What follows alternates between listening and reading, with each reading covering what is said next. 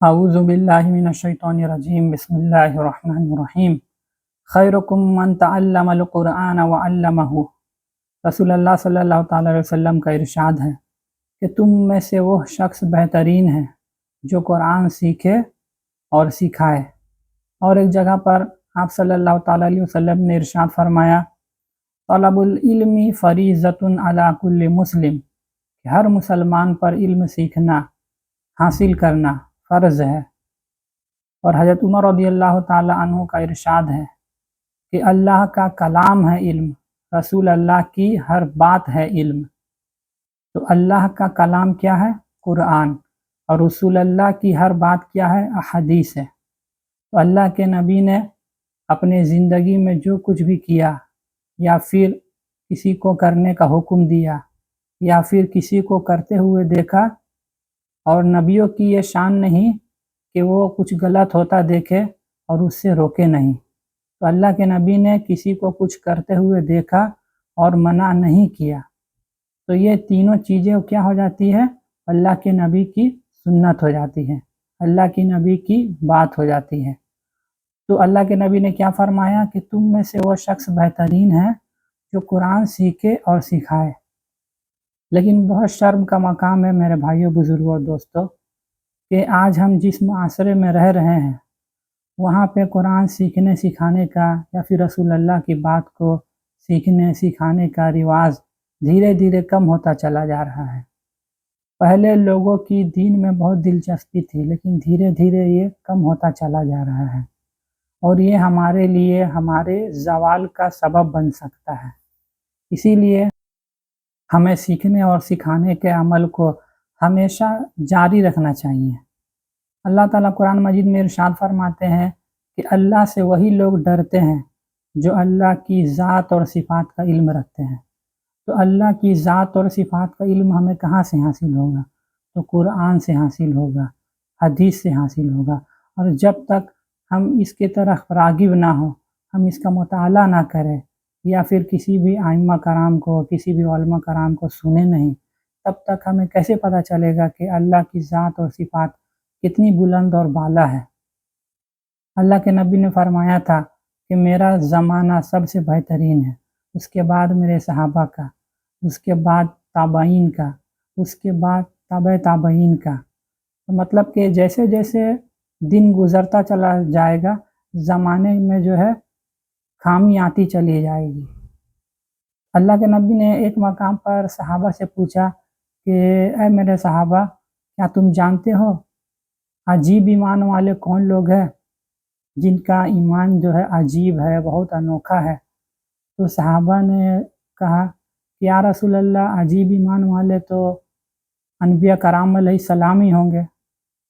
تو انبیاء کرام علیہ السلام، جب اللہ کے نبی نے یہ جواب سنا تو اللہ کے نبی نے ارشاد فرمایا کہ ایسا نہیں ہے، ہم نبیوں پر تو اللہ کی وحی آتی ہے، ہم اللہ کو بہت قریب سے جانتے ہیں۔ تو پھر صحابہ نے کہا کہ یا رسول اللہ، فرشتوں کا ایمان جو ہے انوکھا ایمان ہے، فرشتے عجیب ایمان والے ہیں۔ تو اللہ کے نبی نے فرمایا فرشتے تو جنت اور جہنم کو دیکھتے ہیں، وہ تو اللہ کے عرش کے ارد و گرد گھومتے رہتے ہیں۔ جو جنت اور جہنم کو اپنی آنکھوں سے دیکھے، ان کا ایمان اعلیٰ کیوں نہ ہو؟ تو پھر صحابہ نے کہا کہ یا رسول اللہ، تب تو ہم صحابہ کا ایمان جو ہے انوکھا ایمان ہوگا، ہم صحابہ کا ایمان جو ہے افضل ایمان ہوگا، عجیب ایمان ہوگا۔ تو اللہ کے نبی نے فرمایا یہ بھی نہیں، کیونکہ تم نے تو مجھے دیکھا ہے، تم نے تو میرے کرامات دیکھے ہیں، تب جا کر کے تم میرے اوپر ایمان لائے ہو۔ تو صحابہ نے پوچھا یا رسول اللہ، آپ ہی بتا دیجئے کہ عجیب ایمان والے کون لوگ ہیں؟